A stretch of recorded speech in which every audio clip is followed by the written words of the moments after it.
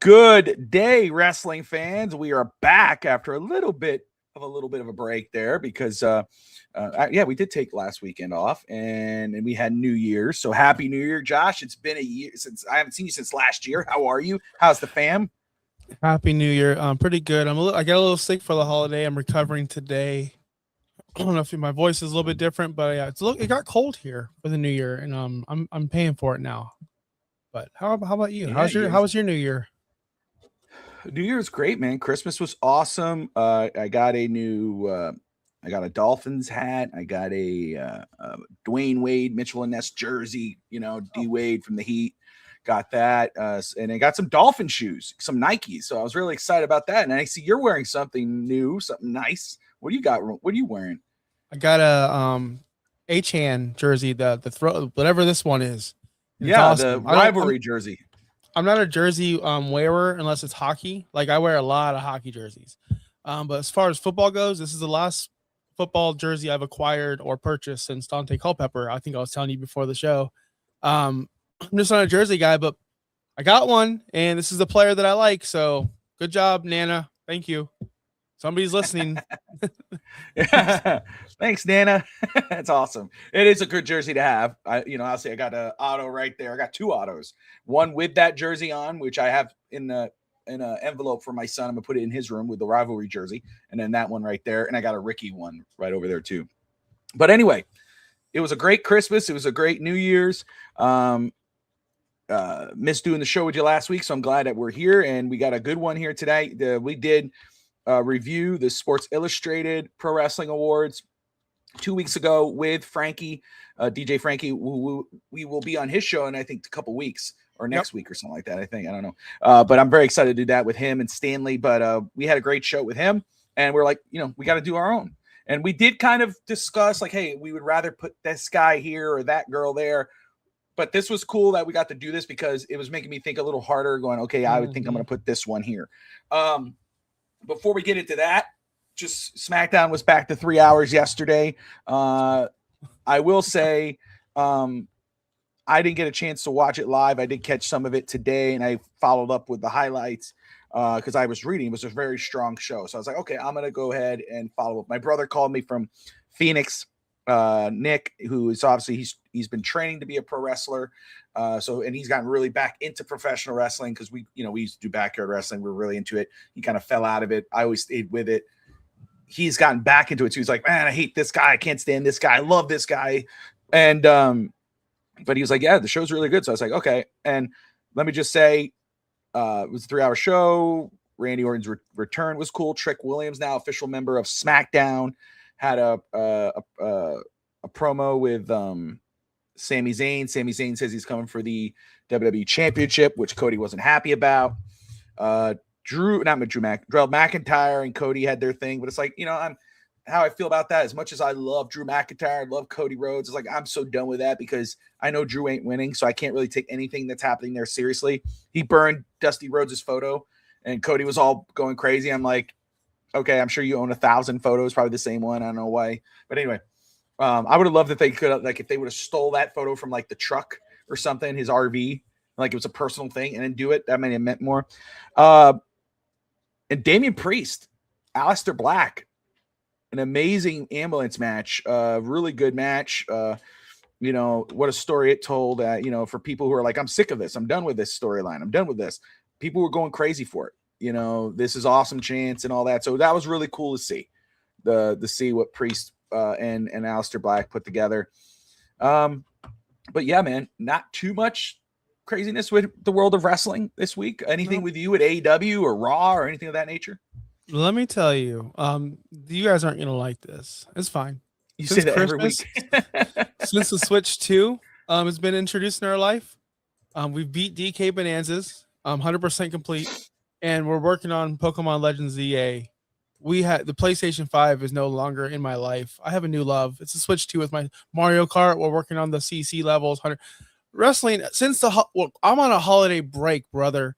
Like let me take a break from this holiday wrestling. I do see the highlights of it. Nothing's like you said. Nothing's exciting's going. Nothing's happening. I'll get into it once we start getting into after the holidays. These pre-taped shows. I need some. I don't know. It's been boring, Bobby. Even AEW. Yeah, I will say, in regards of what SmackDown jumping to 3 hours, I think the smart move was what they did yesterday. Bring in Trick Williams and bring in Jordan Grayson, especially at the Royal Rumbles around the corner. You bring those fresh faces into, you know, and then of course, wait, Julia won the U.S. title again. Matt Cardona is official SmackDown now, so he's back. It's funny, they started with Zack Ryder and it changed the music to Matt Cardona, and so Michael Cole's kind of like, "That, what is he doing? Wait, he was Zack Ryder a minute ago." It's like, so I like how they played that off. Bobby, 3-time champion. First of all, wasn't a trampoline. We didn't really wrestle on trampoline. That was years later and we realized how fun it was. That's the first thing you're wrong of. Okay. We used to wrestle on cars, on roofs. We used to wrestle we used to pull our mattress and sneak it out of the house. And Ralphie boy, we'd get my mom and Ralph would be in the room. And so that's when we knew to take it out the beds. And all of a sudden you hear, hey, oh shit, we can pull it out. But again, they love it years later. So that's the first thing you're wrong with. It was a mattress. And sometimes the van, we'd suplex on the van that was broken and that hurt like hell. And it's not 3-time, brother. Let me make this perfectly clear. Hold on a second. I'm not a 3-time anything. I'm a 14-time heavyweight champion. The immortal one, Robert Michaels, 14 times. Everyone else was 7 times, 5 times, 3 times, 0 times. I was 14 times, brother. So get the info right. Okay. Yeah. Anyway, Josh. First off, also DSG. I don't care that Jericho's coming back. I hope I never see Jericho. I know he is. I'm not looking. I'm so not looking. Look, people are like, listen, I want to let all these AEW sickos, I want to let you hear something, Rob. You need to hear this. We're not going to be hearing Judas in WWE. No one's going to be singing along. No one's going to get the gimmick. It's not going to happen. People are like, Jericho's going to show up with Judas and people are going to go nuts. It's not going to happen. What's going to get the bigger pop, Bobby? Break the morons singing. Exactly. It's going to be break the walls down. Yeah, it's going to be break the walls, but I will say, yeah, damn right. Pardon you, sir. This is the real deal, bro. I'm the franchise, the immortal one, bro. 14-time world champion. Don't play games with me. All right. I did everything, boy. Anyway, don't get me rolling. All right. I'm going to try to stick to it. But no, you're right. It's break the walls. But I do think that's going to get the big pop. But I hope, at least for this final run for Jericho, if it's a final run for a year or up to WrestleMania, whatever, that we get some bits and pieces of what we saw on the Indies and New Japan and get a little bit of that. Not the learning tree, whatever it was, but it's the line tamer. It's Jericho, brother. Anyway, but we will see. Yes, we are waiting for Jericho. I think his contract finally went up, right? He's a free agent now. Free agent. So he should show up. Would you rather have him show up on Raw or would you rather have him come up at the Royal Rumble? So this is why I knew this was going to come up. So if he comes on a Raw, what's Raw looking like? Matter of fact, let me pull up that card because I know the card is jam packed. It's a Raw I'm looking forward to. Monday night, what was it? The 6th? Is it the 5th? Monday night. It's a Stranger Things themed. Oh, I don't know how they're gonna do that, but it's styling and profiling. Woo! Keep your Stranger Things off my wrestling. Wheeling, dealing. Anyway, okay, I'm trying to pull up the card. We do have CM Punk versus Braun Breaker. I know we have Becky Lynch versus Maxine Dupree for the Intercontinental Championship, and I know we have other massive matches. They're stacking up that card to be a really important night. Where if Jericho gets involved, is it going to be in the main event? Is he going to be with the women? Like, there's no spot for him. So why would he even show up? Unless if they put him in the main event, it's a massive problem. Like it's a failure from the get-go. Can't happen. Yeah, I don't think he should be involved I think they should hold him off until the Royal Rumble. That will be the bigger pop. It might give the illusion that, towards that final 20, 25, give the illusion, wait, does Jericho actually win this? It's usually what happens. I think that would be the best way to go. And it protects him because it's a bunch of people around. You're not making him, he can't screw up with one-on-one. In regards of the next Raw, you're right. It's already a big show, a lot of things going on. And again, I think there's a swerve at the end of the night. I just don't think it's Jericho, with the Braun Breaker, CM Punk. There's the majority of the people believe Braun Breaker's coming out the world champion. on that night. A lot of people believe that. I think that's where the swerve comes in. I think it's not CM Punk who gets screwed. I think it's Breaker who gets screwed. Just how, in what way? Is it Austin Theory who screws him very early? Because obviously, to me at least, Theory is a snake for Seth Rollins. You know, he's a plug and play there. So it's going to be very interesting to see. But now I agree. I think Jericho should be coming into the Rumble and not on Raw. I think he should hold it. I think it'd be a bit more impactful for Jericho, especially Jericho, to come back on the Royal Rumble. And you know what? You mentioned Maxine Dupree. I saw her promo from Monday night. I saw her the other day, cut another promo. Shout out to her, man. First off, some of the matches she's doing, but the work that she's been doing with Becky Lynch have been great. I'm going to talk about Theory in a second now that you said that, but very impressed with the way what she's been doing. Congratulations, by the way. I think she got married, so shout out to her. But also the work she's been doing in the ring, but also on the mic. And I think that goes a long way too for Becky Lynch. Becky Lynch people, Becky Hogan, what do you call it? What they call it? She buries people. No, she makes superstars. You know, she's making Maxine Dupree look like from a valet to a valet, whatever you want to call manager, to a legitimate female superstar, champion, legitimate, great on the mic and in the ring. What she did with Valkyra, you know, I don't want to hear anybody call that chick Becky Hogan. Theory is a dud of all duds. What do you think of Theory so far? Have you gotten a chance to really watch him at all? He's good. He's good in the ring. He's good. Why do they bury him do they bury him so far deep so we forgot about the Vince and the golden nugget or whatever it was that he found? Why do they bury him so bad? Why did they just take him and Thanos him for so long? Was there an injury? I want to know what happened. Do they have to have a talk with him? Is there problems with him? Is he a Randy Orton like, where his personality is bigger than who he actually is? He's good. Like he might be better than Braun Breaker. He might be the real future. Let me ask you that. Let me follow up with that, because I know a lot of people go, "You're crazy. You're nuts." Why is he better in your eyes? Why may he be better than Braun Breaker? What separates him from Braun Breaker in your opinion? There's no separation. Can we all agree that the WWE moving forward is in good hands? You have Gunther stepping up. You have Braun Breaker. If Austin Theory works out, Bronson Reed. You have all these young superstars that are actually making an impact right now. We don't have Seth Rollins on television.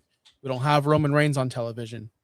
We don't have Randy Orton on television. Think about this. Like, we have a lot of when AEW is missing these key talents, the show suffers.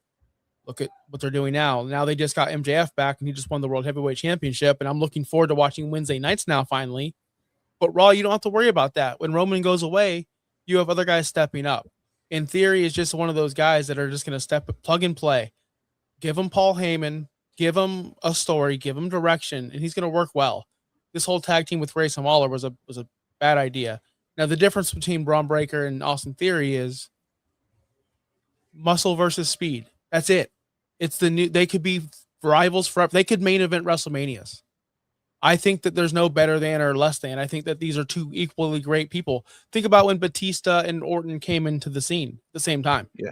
There was no better or worse. It was just two different styles, two different new people. Whether Batista was older or not, he was still new, younger to the audience, new.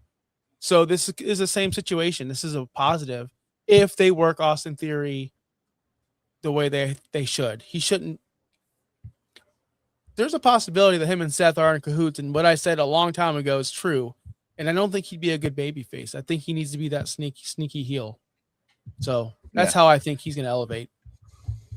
Yeah. I think right now he's good being the second guy, third guy, fourth guy. I can't see him being any type of main guy right now. I think it's interesting because when you say he's good, DSG took the words out of my mouth, because I think when he's good, I think he's AEW good. He's great in the ring. He could have some great matches. He could have the matches that make you go, "Oh, I love that move." But when he's on the microphone, it's boring. It's bland. They've tried to give him some sort of life. I mean, Maria put it great in the comment there. Money in the Bank briefcase. He beat John Cena, all for naught, right? And again, that happens. Roman Reigns went through a lot of it. They kept forcing Roman Reigns, and didn't work until Roman found that niche. And maybe, just maybe, this is the start to that for Austin Theory. I still, when I listen to him, I'm not caught in. I'm not like Braun Breaker. I was talking this to my brother yesterday because my brother's like, I was trying to tell my brother the thing, he's talking about Braun Breaker of old. Or just, NXT Braun Breaker. He only needs a tag team partner. No, he has his dad and his dad and his uncle's wrestling skills, but he has his uncle's mic skills starting to grow where as he's becoming an all-around superstar. Mm-hmm. For WWE, that's great. Austin Theory just moves right now because when he's on the mic, I could just change the channel. I'm not interested. Whether he's the one of the with what's this guy's name, the other tag team partner, you just mentioned them. He's being Reed? silly. No, the other guy Solo. Who's now. No, he's not with Solo. He was never. Oh, with Grayson Solo. Waller. Grayson Waller. When he's with Grayson Waller being silly and whatever, no interest in that at all. Boring, stupid TV. Turn that off. When he's being now he's all serious and with the shaved head and all that. There's no belief there. So maybe, just maybe, with Paul Heyman, give it some time. We'll see what happens. But yeah, I'm a little dragged in with him right now. The only WrestleMania Theory's main eventing is WWE 2K26. Theory is so good. He lost his cash in the U.S. Championship. He lost his cash in. Yeah. This is. I want to say this. I'm going to say this to Maria because I know you're not going to go. AEW has not been struggling. Check the ratings. What's changed? Joe became champion. When the last time AEW spiked, Joe was champion. MJF just came back and won the championship. Swerve came back, and the title's off of Hangman Page. That's why ratings are up. Let's be honest. When Joe's a champion, ratings are up. When Swerve's on TV, ratings are up. These are all people that were missing time. Swerve was just missing time. MJF was just missing time, Maria. That's my point. When they get their superstars back, they do well. That's why they're doing well. That's why I can't wait to watch them. That was my point. When Swerve and MJF and these main stars are off television, we don't watch. When Rollins and Roman and Orton and sometimes Styles or whoever, when they're off TV, we still watch because they have next man up.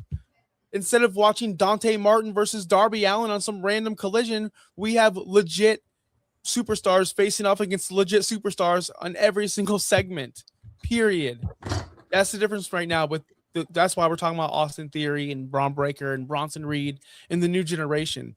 I can't believe how well they've bounced back from the Vince era. I cannot believe it. Think about this. The NXT people they were calling up, Keith Lee, Karrion Kross, Ciampa, they all failed. Why? Because Vince was booking.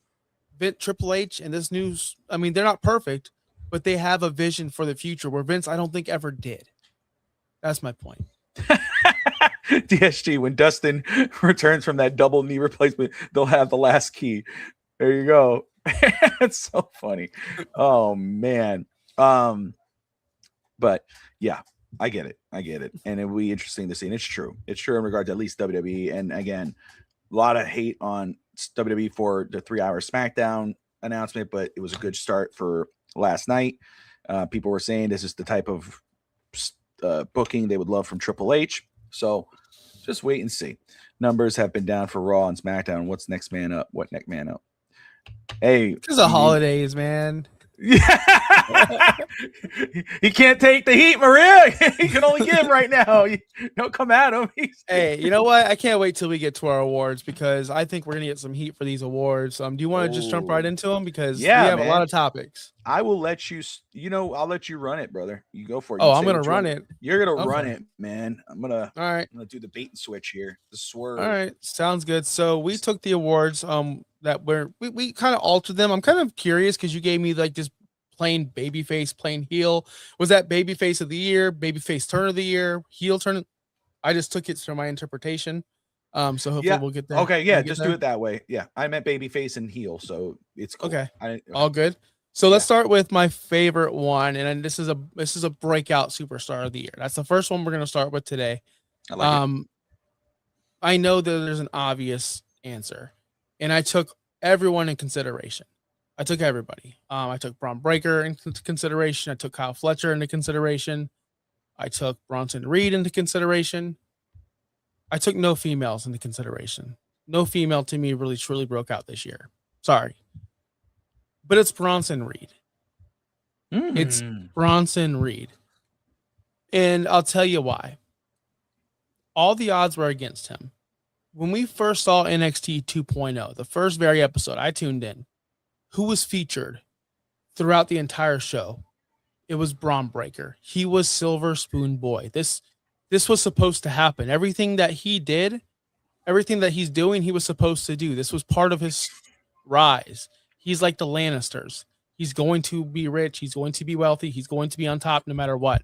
He's bred for success. WWE saw the NXT logo was literally his tights. Like he wore the brand. And so he was bred. Whereas Bronson Reed was an indie guy. Triple H brought in and believed in him. As soon as Triple H was removed, Vince fired him. Then you know what Bronson Reed did? Went to the Indies, beat Okada, did a bunch of stuff in New Japan, made a name for himself. Whenever Triple H came back, Bronson Reed was one of the first hires, along with the hip hop group that no Top Dollar, a bunch of failures, Karrion Kross, a bunch of people that he brought back that he wanted to use, and they all failed except for one person. And that's Bronson Reed. He went from an absolute nobody to one night tsunamiing Seth Rollins 100 times in a row to the next moment being the only person to pin Roman Reigns in a singles match in how long? Since Cody. And in that time, who else has pinned Roman Reigns? Jey Uso. Who else? Bronson Reed has. What else did Bronson Reed do? Take Seth Rollins out of commission. Bronson Reed has done more for his own name, his own brand, than any wrestler in 2025 ever, whether that be the storyline, whether that be creative, but he took the ball with it and ran with it, whereas Braun Breaker already had this path. He already had the green grass ahead of him, whereas Bronson Reed truly had to work for this. And I can't believe I'm saying this because I don't like big guys. I was never a fan of Umaga. I was never a fan of Rikishi. Like, I don't like big guys. I don't like big workers. I like the slight guys. But I enjoy Bronson Reed. He has personality. He doesn't talk much, but when he does, it's effective in his move. The way he does the tsunami, it's better than any splash I've seen in the modern era. Because the way he jumps, he doesn't stand there. He just gets up there and boom. Gets up there, boom. And it looks so realistic. So Bronson Reed to me is the breakout superstar of 2025. Not his tag team partner or his friend, Braun Breaker. Which I understand that you're going to say that. That's fine. No, he's a close second. Braun Breaker is a very close second. And I will tell you, I don't think he's truly broken out yet. That's why he's a close second. He's there. He's just not there yet. I love the name. I love that you brought up Bronson Reed. And I think that is, I actually said that yesterday, or what I told my brother was that, because we were debating, I was like, that I didn't believe. Now I think he's getting there, but with Braun Breaker. But before I was like, man, I would take Bronson Reed over Braun Breaker any day. I think Bronson Reed is ready. I mean, you think about everything he's done up to this point. Now he's kind of taking a back seat a little bit, but people kind of forget the run he was having in 2025 and the run he could have if they gave him the ball and ran home with it. If they put Braun Breaker as the champion of Raw or the lead heel on Raw, they could put Bronson Reed as the lead heel on SmackDown. I think you'd have a field day. Bobby loves his big burly guy. Okay. He makes him feel safe. But, I'm going to say it's a name you mentioned 2 weeks ago. And, I kept thinking about it and I checked into Braun Breaker, Bronson Reed. I brought up Valkyra a couple weeks back as a possibility because of where she was and where she went, but she didn't have that long-term kind of breakout. It was that storyline and then kind of came backwards. So I did consider some females, unlike you, but because I got Maria up. Maria's like, and I did consider the big guys, I consider everybody, I'm an equal opportunist when it comes to wrestling. But no, I'm going Dominic Mysterio. I'm going to be honest. I know some people might go, he broke out last year. Not really. He was always he was a part of the Judgment Day. It was him and Rhea. This is the year, or 2025 was the year he truly broke out. The Intercontinental Championship, the matches that he had as the Intercontinental Champion, going to AAA. The crowd loved him. I mean, the monster pops he was getting over there, winning the AAA championship. beating John Cena, had wrestled John Cena twice, beat John Cena for the championship. I mean, he's had himself a monster run where you're like, what's the next step? You know, there's a next step with him. Like, he's not going to, they believe in him. There, you hear about it all around the wrestling, everybody.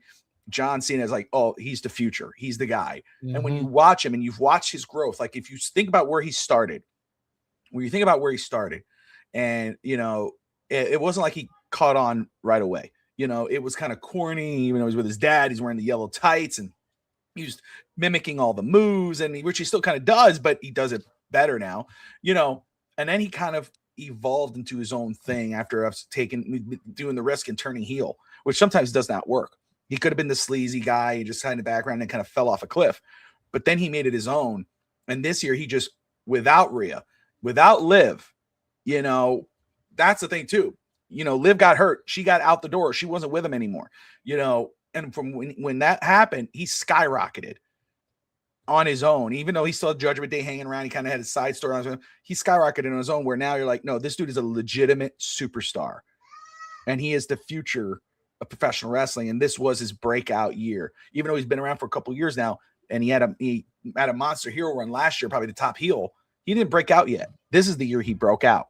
The matches with John Cena, which were good, the AAA championship, the pops, everything, without Rhea, without Liv. And now Liv's back, it's Dominic Mysterio. To me, that's the right answer. Or if there is, like, the more I thought about it, and I did think about Bronson Reed, but I was like, man, Braun Breaker, more popular, I know people, but I was like, the more I thought about it, I was like, no, it's Dominic Mysterio. All right, fair. I'm one of the people that thought that he broke out last year, and that's totally fine. Everything you said is perfect. So we'll not argue there at all. This is my favorite category, I think, because this was hard for me. A lot of people, commentary matters in wrestling. Referees matter in wrestling. Backstage interviews matter in wrestling.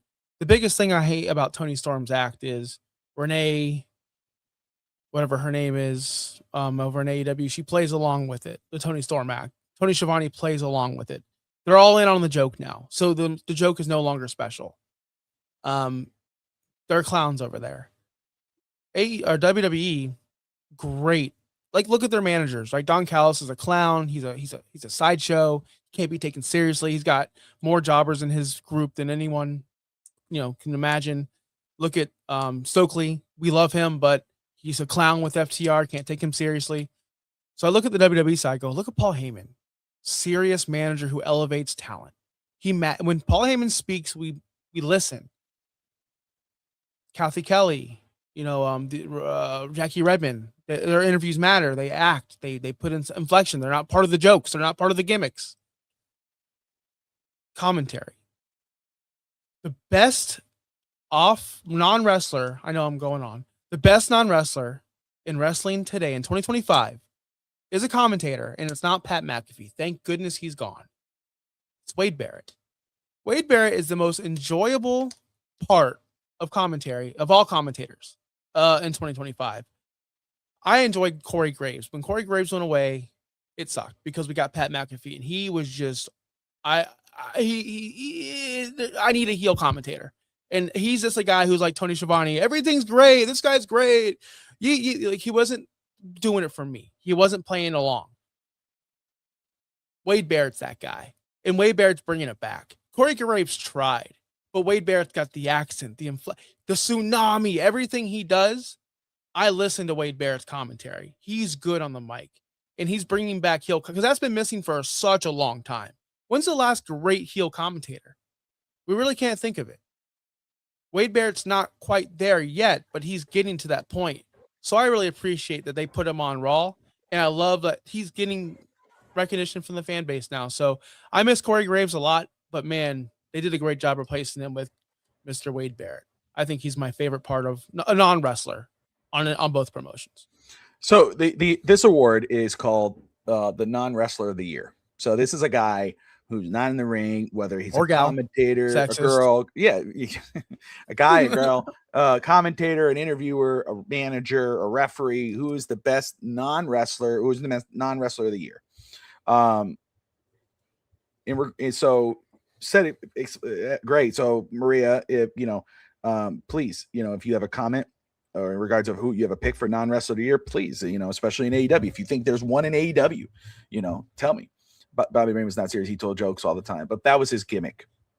That's the difference. I see. I'll just say that was his gimmick. He played the weasel. It was Bobby the Brain, but also the weasel. Got himself into trouble. He's the manager. Again, that was his gimmick, but it wasn't every single person in on everything. It wasn't like, Gorilla Monsoon was being silly and dumb, you know what I mean, too. It was, or Mean Gene or whatever. They all, it was all separate stuff. But anyway, all fair and love and war. I'm just going to say, you said him at the beginning. It's Paul Heyman. Paul Heyman. I get it. I think it was a great answer. I think, Wade Barrett, I love it out there. It's cool. But again, Paul Heyman continues to be the best non-wrestler on the roster. All the I want to say the most important MIP, most important person, or most important performer is Paul Heyman. He's involved in every key storyline. I mean, it's like if he's not with Roman Reigns, he's with Seth Rollins. When he's not with Seth Rollins, he's with Braun Breaker. When he's not with them, he's with Brock Lesnar. And it's always the main story. It's everybody's like, man, is Braun Breaker going to win the title? Is he going to win the Rumble? Oh, what's Austin Theory going to do? Oh, man, Seth Rollins. Oh, CM Punk is with CM Punk now? Oh, it's always what Paul Heyman is doing. And when he's on the microphone, you listen. When he's with someone, you watch. If let's go, give me a random wrestler. Let me think here. Someone, give me a nobody. Austin Theory's pretty rare. Grayson Waller, right? Or let's say Grayson Waller, because he's all over the place.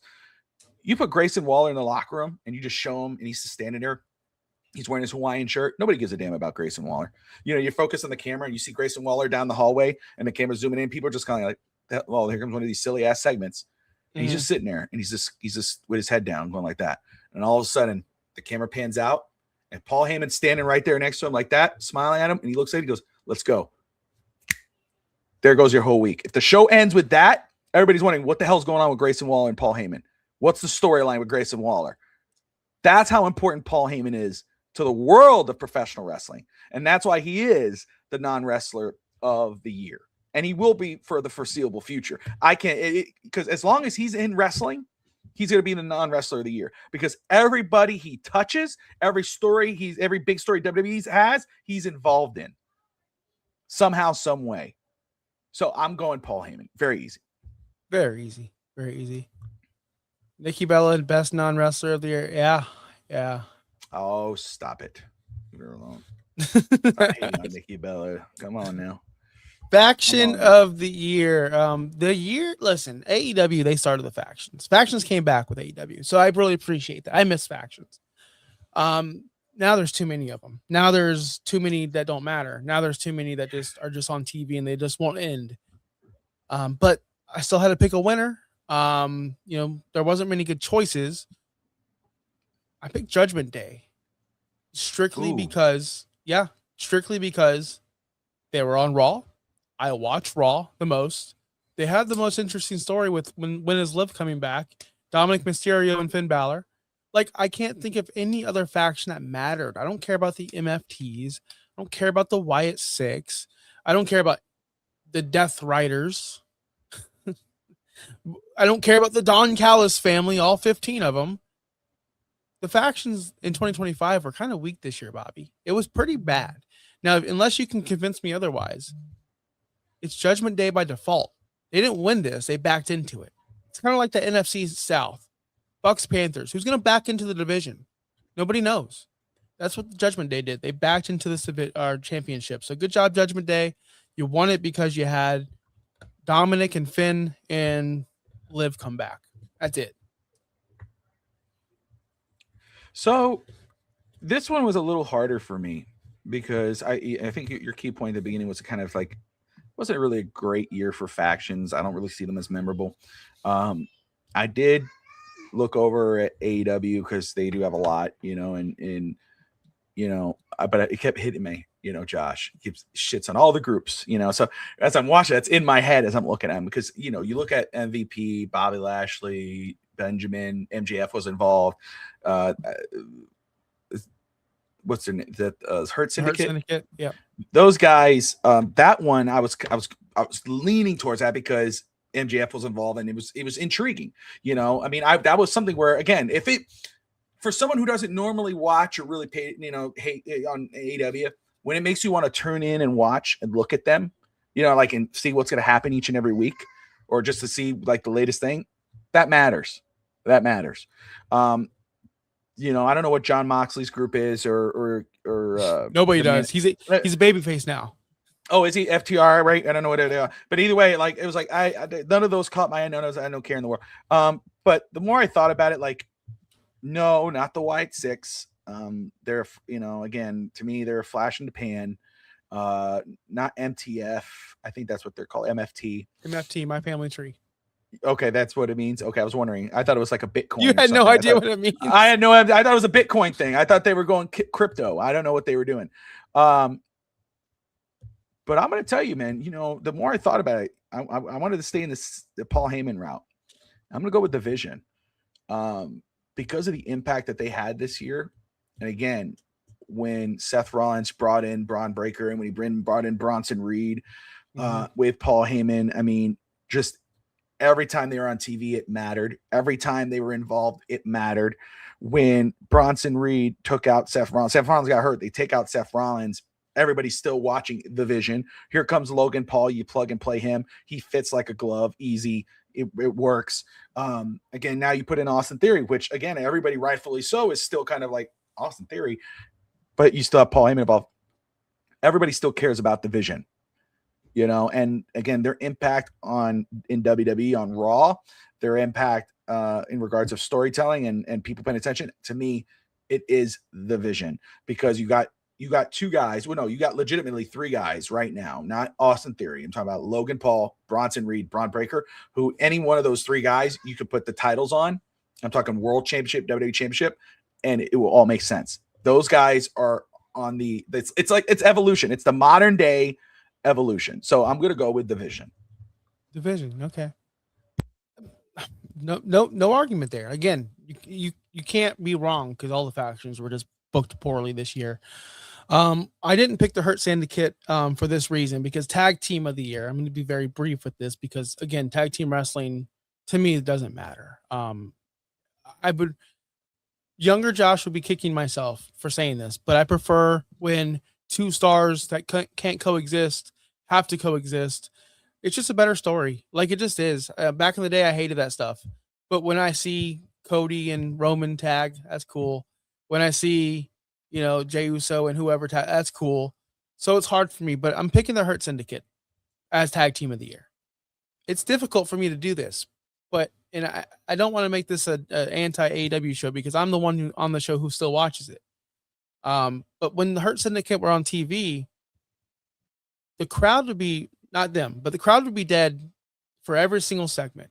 But when the Hurt Syndicate came out, we hurt people. They were into it. The crowd was into it. The show was good. They got involved with MJF. They were the dominant tag team champions. Shelton Benjamin looks like he could main event in that promotion, and it's ridiculous that he's not. Bobby Lashley should main event. It's ridiculous that he's not. Those are two legit superstars that should be top of the card. Like they should be main eventing All In. They should be main eventing the top All Out, whatever those shows are. Those are two legit superstars, professional superstars, and they look damn good together, standing next to each other as tag team champions. They should have done something in WWE. They dropped the ball. That's a great tag team. They work well together. They're professional.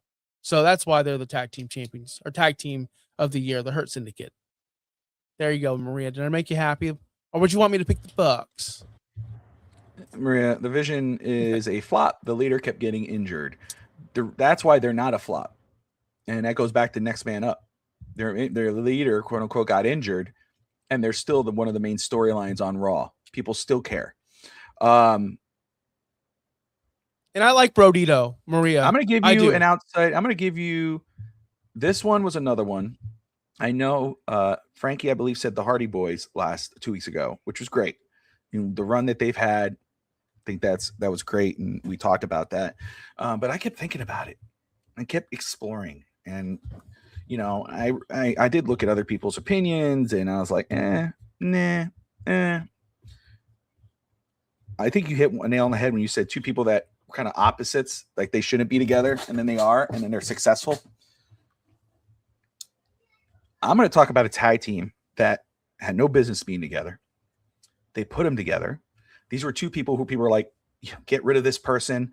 This person takes up too much of the spotlight. We're sick of them. We're sick of this person. What are they doing? Blah, blah, blah. They put them together and they skyrocket. And now the fans love them. And now you can't get enough of them. Mm-hmm. And they were already Hall of Famers before they even became a tag team. But now one was. I think the other one will be too. Charlotte Flair and Alexa Bliss. That's the tag team of the year. Come on, brother. Woo! The Queen. Okay? And Alexa Bliss, to me, are the tag team of the year. What they were when they got together, winning the tag titles, getting the fans behind them. Because again, you were one who was all about get Charlotte off. We're done with Charlotte. Don't know what the hell they're doing with Alexa Bliss. Whatever. They put them together. The fans were cheering Charlotte Flair. She got comfortable in her own skin. Alexa Bliss became Alexa Bliss again. Every time they're on the screen, again, it matters. They made the women's tag team titles matter. Now the tag titles are involved in a bigger story now. Now it matters. All of a sudden, how? When? When did that happen? Charlotte Flair and Alexa Bliss. That's why it happened. Mm-hmm. So it's not Bro Dito. Two guys who were probably wrestling in high school 2, 3, 5 years from now. Whoa, chill. Not those guys. It's Charlotte and Alexa Bliss. And maybe, just maybe, since it happened on the 2025, you could have said the Usos because they just won the tag titles. You could have said the Usos and got away with it because they're great. But it's not. It's not Bro Dito. It's not the Hurt Syndicate because everybody sees the group. They don't see the tag team. I don't think of the tag team Hurt Syndicate. I think the group. I don't even know those two guys were tags. I mean, I would assume because they're in the same group, just like I think Bronson and Braun Breaker. But I'm not going to say those two are the tag team of the year. I'm going to say Raquel and Rach and, Raquel Rodriguez and Roxanne. Because what did they do for the titles? They didn't do shit. Sorry. But Charlotte and Alexa Bliss did. Every time we talk about the women's tag team titles, Josh would go, what? Those titles are a joke. They should dismantle them to get rid of them. Whatever. They made those titles matter. I'm like, when I start down, I started looking at them like, oh, this is easy. It's Charlotte and Alexa Bliss. I don't want to hear about any other tag team. It was those two right there. Easy peasy, lemon squeezy. Let's go. Ride it out. I want to say this. Brodito was a close second for me. Brody King is not Hall of Famer. Brody King is a legit main eventer. And again, Tony Khan's a complete moron. Brody King should be involved in the main event. Bandito is very good as well. But you know what that group made me want, Maria? It made me want Brody King. Is that Braun Strowman? Brody Braun King? Strowman? Yeah. Dude, Brody King's good. Like, you would like him. He's really good. He's really good. I'm seeing it. He's mega over. He should be a main eventer. But it made me want Brody King and Penta. That'd be a much more fun tag team because I can't take Bandito seriously. All right. Bandito's really good, but he's just one of those. He's just another guy in a mask. Like, he's really good, but he's just like every other guy in a mask, unfortunately. He doesn't have personality. Yeah. Penta has personality. So don't say that I like people in the masks. They have to have personality. Bandito just does moves. All right. TV show of the year. It's very simple, cut and dry. Can't make it any easier on me. It's a no holds barred wrestling on the Finns Talk Sports Network. But I like it. We're done. That's good. We roll on. but more seriously, it's Raw. It's the best show. Yeah. It's the shortest show. It's the cleanest show. It's the show that matters the most. No other wrestling show matters weekly. It's Raw. There's no argument. There's no discussion. Strowman is called Bandito now. No, Brodito. I was just joking because I knew who Brody King is. But when I was looking at this picture, he looks like Braun Strowman at one point with a long beard. No, I agree with you. It's WWE. It's Raw. And I can understand. I know a lot of people say Dynamite. But I don't know how many times you read these reviews and I see these clips and it's kind of like it looks like a cluster. It's a cluster where Raw is like must see TV every time. You're always wondering who's going to main event the show, who's going to end the show, where does this story go, who's going to show up, how they're going to get involved. It's Raw. Raw's been the strongest one all year, and it makes me miss the old days when the ruthless aggression era. I was talking to my brother about that yesterday, and back in the day it was SmackDown, right? I miss the days where the brand split mattered. It felt real. You think of, we were talking about, Kurt Angle and JBL and The Undertaker on SmackDown and you had Monday Night Raw with Triple H and Steiner. And look, I wish that's kind of how it went. But the Raw was the secondary. SmackDown was number one. Now it's a whole thing where Raw is the number one show, not just in WWE, but also in professional wrestling. So I agree with you. I can't even argue that point. Best PLE or pay-per-view of the year. These were a lot. This was hard, but keep it simple, stupid. That's my my motto for this one. It's WrestleMania 41. I thought you were going to tell me that. You're like, keep it stupid. See, I was like, damn. All right, cool. No, that's for me. That's for me. It's for me. It's for me. I can take it. It's WrestleMania 41. It's plain and simple. It's John Cena wins his 17th championship, although it wasn't what we expected or wanted, but he did. They had Io Sky, Bianca, Ripley. They had the triple threat match with Seth Rollins, Punk, and Roman. It's WrestleMania 41. It delivered this year, or last year, 2025. It was really good. It wasn't like SummerSlam Night 1 where it was boring. It didn't fall flat. I think WrestleMania was a good show, top to bottom.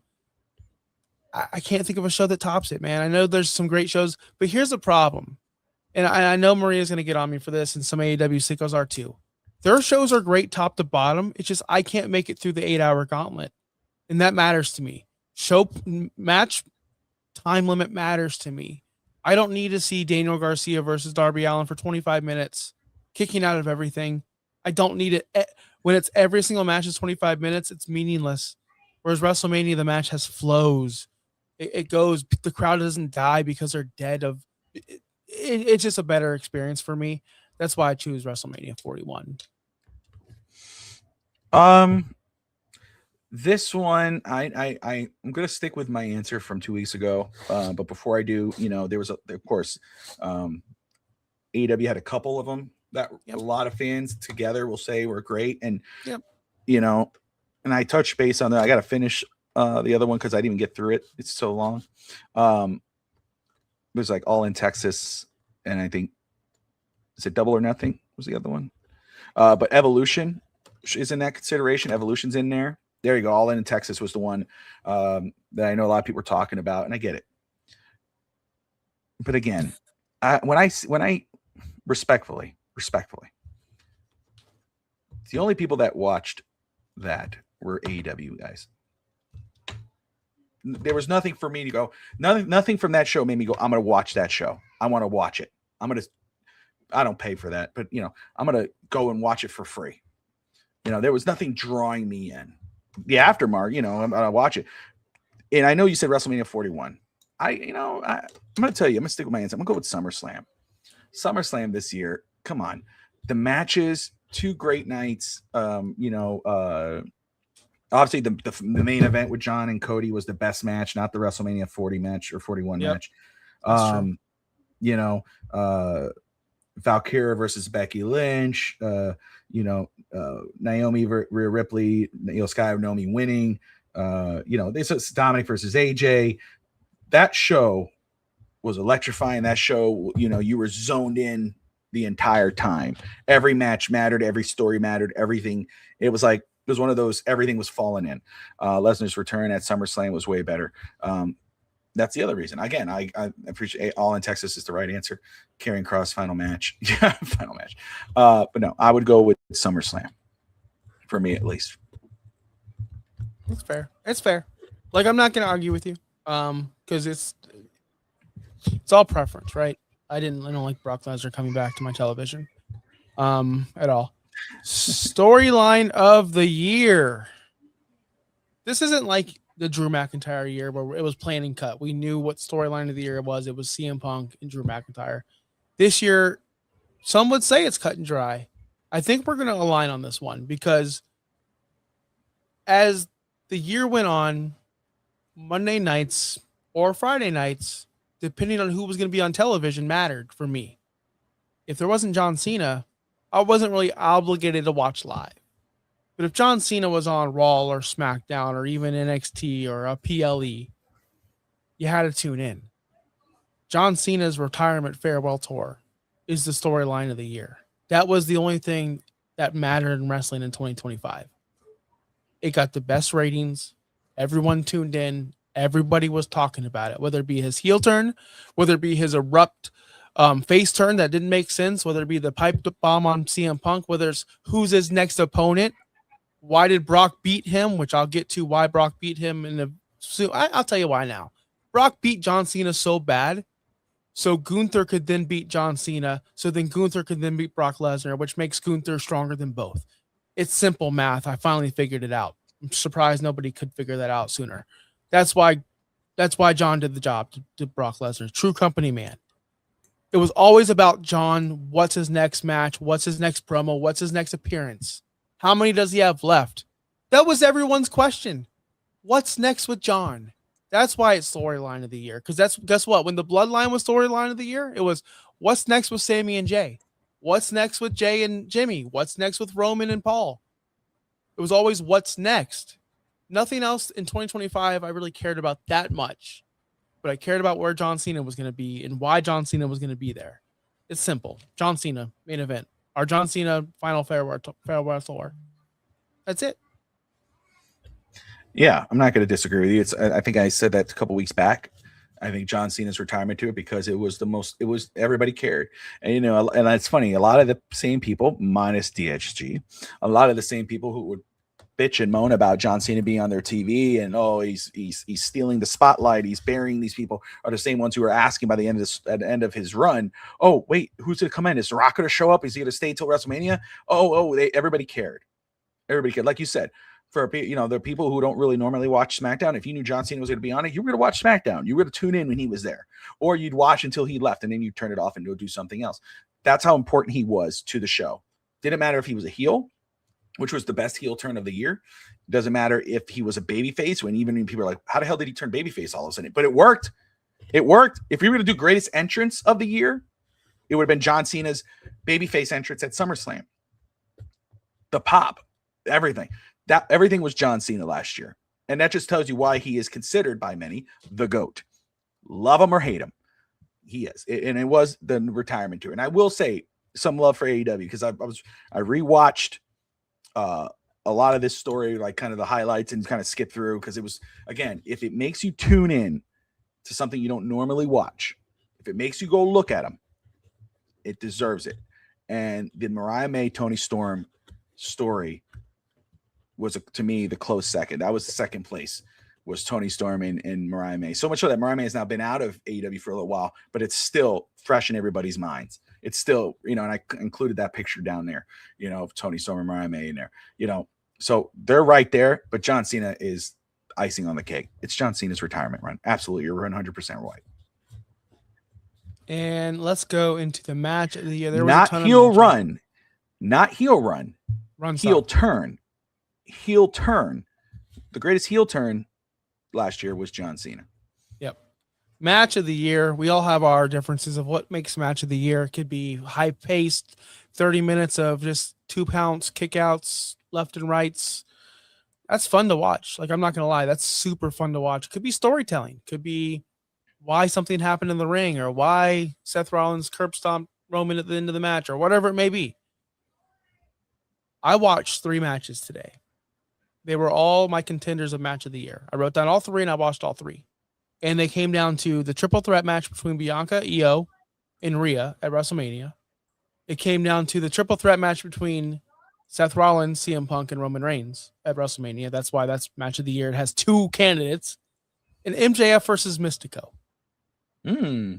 Yes. I was going to text you today, but it was too late. Bobby, you need to watch this MJF Mystico match because it deserves to be watched. It's on YouTube. You can go watch it. Okay. That didn't win. It didn't win because you didn't watch it. That matters to me. You can have the best match. I can go put on the best match. I just found out I have an independent wrestler that lives in my neighborhood. and he wrestled in Tampa, and I bought tickets to his show. I didn't go because I got sick. Him and I can put together the greatest match of all time in our backyard. But if nobody watches, does it really matter? When Tenacious D wrote the best song in the world against the devil in that song, but they forgot about it, so they just wrote a tribute to it, it didn't matter because nobody heard the best song in the world. Nobody watched this match. Not enough people watched this match for it to matter. I need people to go watch this match. But match of the year to me was Roman Reigns, CM Punk, and Seth Rollins. That was my favorite match to watch. It had so much story, so much in depth. Who was Paul Heyman going to pick? On the show, we had a preview, and all three of us picked he's going Brock, or he's going this, or he's going that, or he's going Seth. None of us knew where he was going to go, and he went Seth. And that was a big, what can you say, shift in power of the WWE upper card. It became Seth Rollins was the man now, and Roman Reigns was no longer the man there. That was a big match. It was for nothing. It was for no title. It was for a manager. That's how big that match was. So I'm going to go, that match was my favorite match to watch because it didn't need a title involved. It just needed a manager. And what you said, Paul Heyman. Yes, Bobby. You're damn right, brother. 5 stars, bro. 5 stars. Shit. But a good fall, a good singles match, Mystico and MJF. I advise you to go watch it if you haven't. DSG, I know Maria's seen it 10,000 times. I've watched it a couple times. It's really good. It's a runner up. Well, so your best match of the year is CM Punk, Triple threat Roman match, Reigns, Seth Rollins. Yep, gotcha. So not today, but this week I've seen 2, and I rewatched 2. Was the one that we discussed last 2 weeks, which is the triple threat with Rhea, Io, and my brain. Bianca Belair. Bianca Belair, as I was saying, Bianca Belair, which was fun. Mm-hmm. And then I went back because what did I say was a close second to the storyline of the year was Mariah May and Toni Storm. I'm going Mariah May and Toni Storm at AEW Revolution. That's where I'm going. And I'll tell you why. Not only was it close to being the storyline of the year, that's something that was very important. It's very rare with AEW, for me at least, is story. And that match had it all. The storytelling, the brutality, the emotion, the star power. I mean, you're making a star out of Mariah May. That story made her a star. So much so that, she's kind of started with, NXT, and that's where she wanted to start first. But, where she had a hiccup here and there, but everybody still sees her as a Mariah May. And when she has those little bit of teases, we're like, we want that back. We want that wrestler back. And hopefully we get that. And Toni Storm, that put her, to me, on the map. That brutality. Remember, I told you when that was going on, that whole story, how I was like, the freaking high heel and everything. And then when you watch that match, it felt real. It felt you just never stopped watching it. And so as much as I love that triple threat, and again, the same thing with the triple threat with the guys, there's a lot of storytelling. Again, you're right. Paul Heyman, who's involved, who's in there, who's in this. I wasn't a big fan of the finish. It kind of felt clustered, whatever.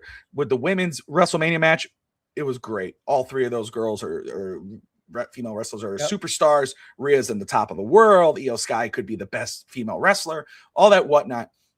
But again, it was a spot fest. It was not a lot of storytelling, moments and what it didn't feel like, there was anything really. I know the title was on the line. It didn't feel. That match had it all. Storytelling, in-ring, moments, emotional, everything, brutality. It had it all. So for me, it's Mariah May and Toni Storm. Fair enough. Didn't think I was going that way, did you? No, I didn't. Did not. A lot of wrestlers, to be considered the best, have to be really good on the mic. We had a lot of great mic talkers this week. I can't talk right now, but we have John Cena. He's a potential best on the mic. CM Punk. Paul Heyman, would you consider him? I didn't, but some people could. Again, I'm going to keep it simple. It could be MJF. But again, this is very simple. This is the last time he'll ever win this award. Because when he spoke, whether it was a heel or a babyface, John Cena delivered. John Cena, every time he touched the mic, he took what he had, whether it be chicken, as a heel, and did his best with it. And then when he turned babyface, who else could just decide, I'm done being a heel, get behind me, and the crowd actually does it? Nobody but John. Dwayne can't even do it. Maybe Austin. Austin could probably get it done. But John and Austin are the only two people that I could think of that can just, like that, turn a crowd around. I did not like his heel run. I did not like his heel promos. But I damn loved his babyface promos. I loved all of them. So I'm going to go John Cena. It's simple as that. Simple.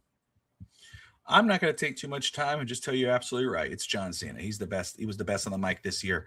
I will give some kudos, or I will say second or whatever. It doesn't matter. There was a few people who did really good.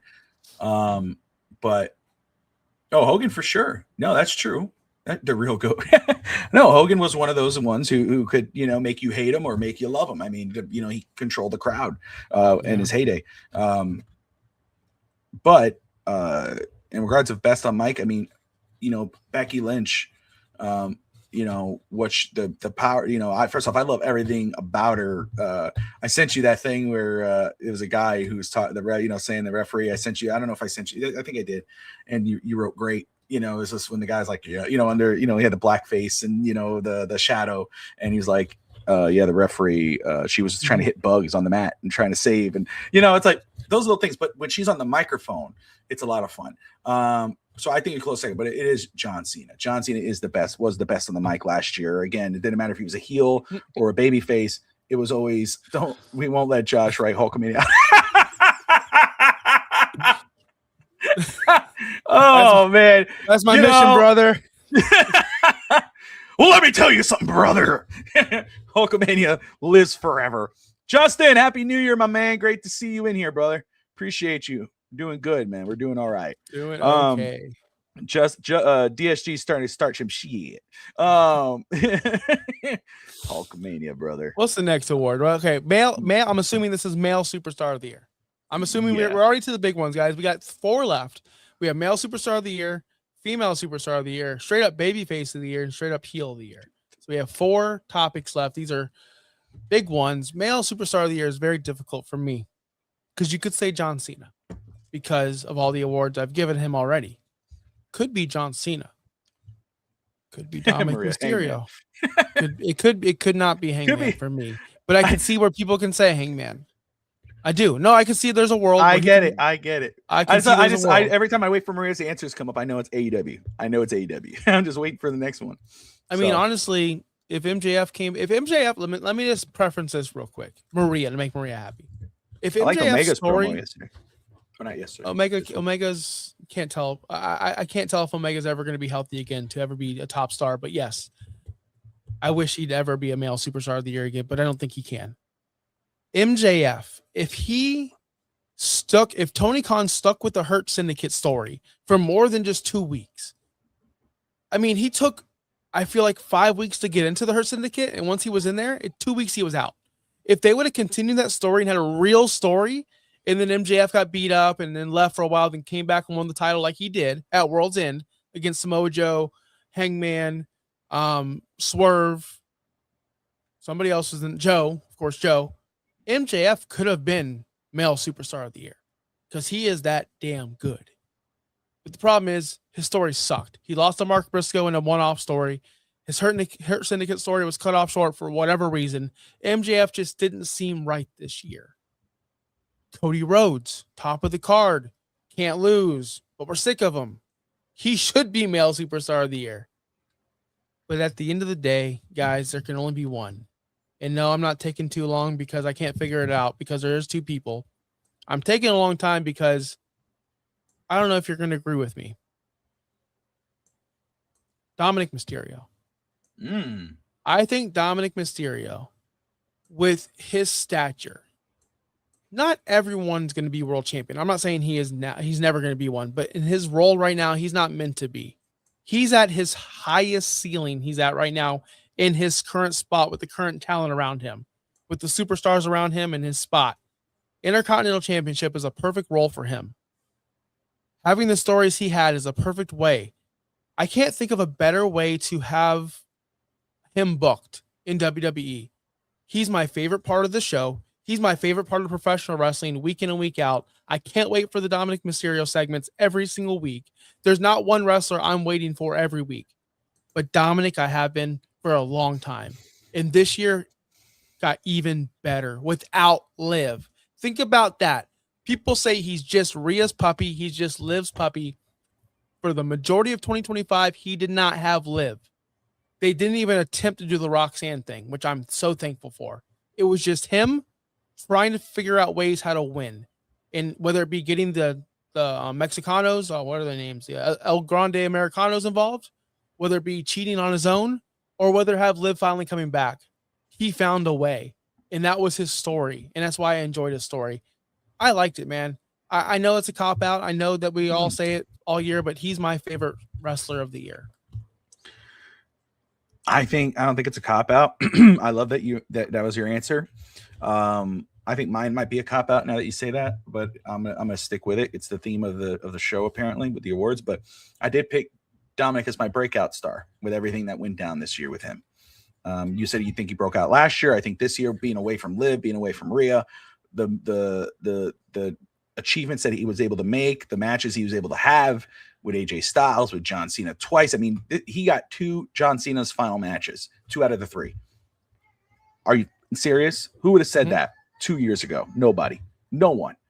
He did that, and that's a tough burden to carry.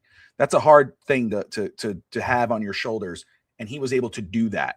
Like, people go, oh, this guy is, oh, that's Dominic Mysterio. That's Rey Mysterio's son. Nobody says that anymore. Dominic Mysterio is Dominic Mysterio. Yes, he is Rey's son, but he's not under his dad's shadow whatsoever. So I think that's great. But it's John Cena. Again, storyline of the year, mic of the year, best on the mic. Everything mattered.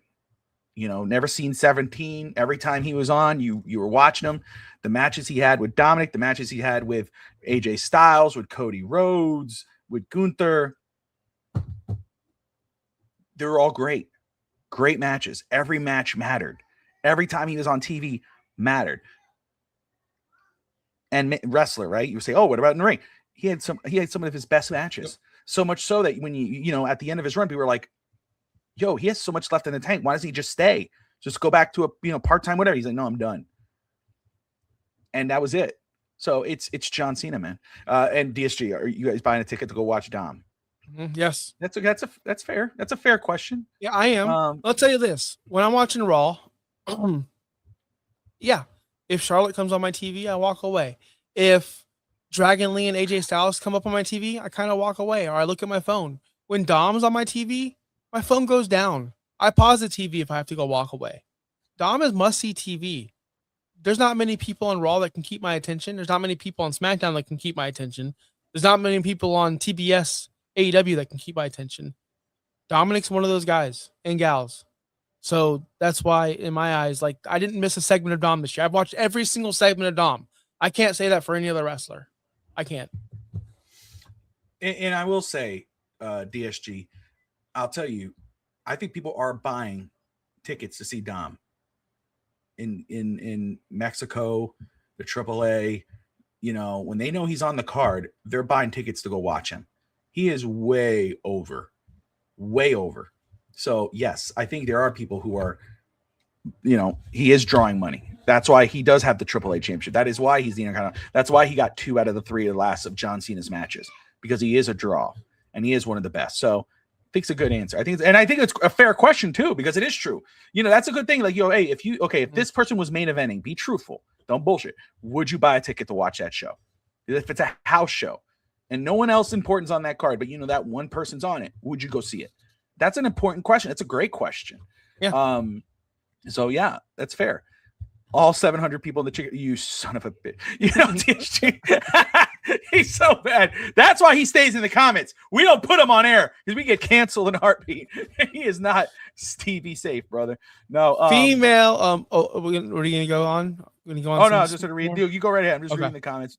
But okay, Justin says he would go. Dom is a nice choice, but he would go with Cena despite the failure of the heel run. There you go. So there you go. It makes sense. It makes sense. That's cool. So female wrestler of the year. Who do you got, man? So I did some digging. This wrestler has the highest number of wins overall for 2025, including televised matches. She ended with about 43 wins across WWE appearances in 2025. Her name is Stephanie Vacquier. She's the champion at some point. Maybe she's still the champion. Is she still the champion? Who's she feuding with? Oh wait, she's not female superstar of the year. Hold on. That was a mistake, just like putting the title on her. I'm so sorry. Hold on, let me fix that. That was a massive mistake. I should have listened to Josh. Female superstar of the year. Is it Mercedes Moné? No, it's not Mercedes. It's Becky Lynch. It's Becky Lynch.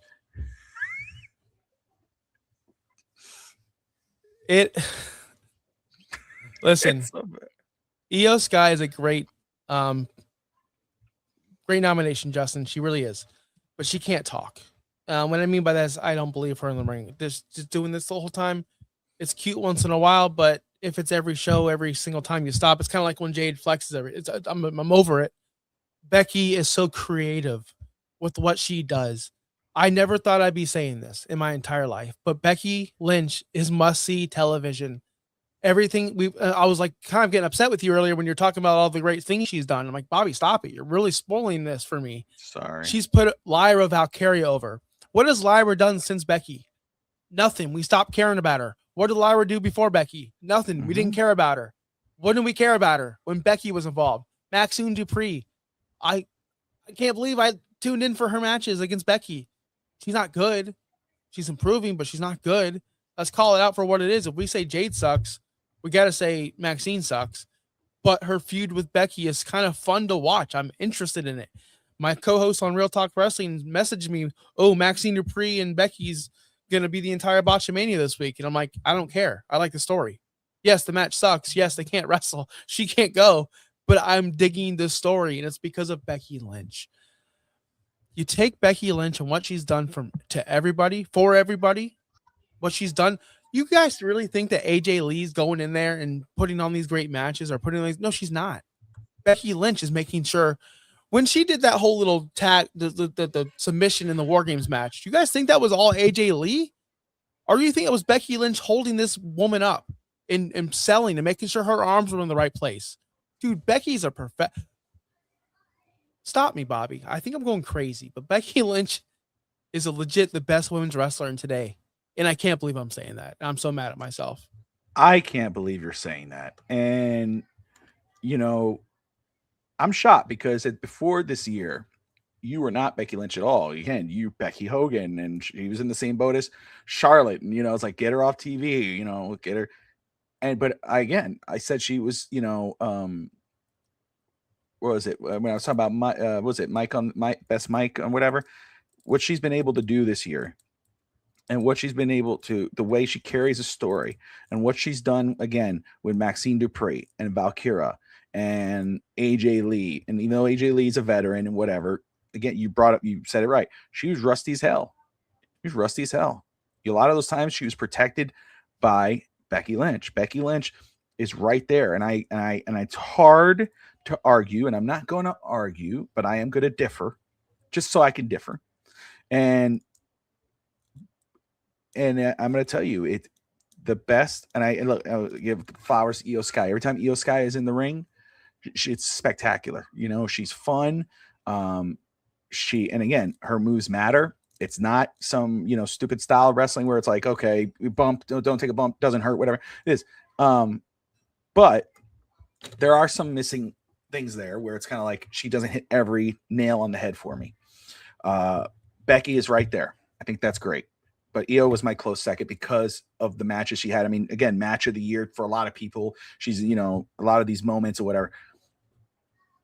But again, I'm going to stick with what I was saying about somebody who makes you turn the channel, someone who makes you go back and look and see what they're up to. That every time something happens, it matters. Whether it's a out of nowhere pin and she just lost the title and and everybody's zoned in. WWE fans tune in, AEW fans tune in, TNA, NWA, everybody, they're all watching.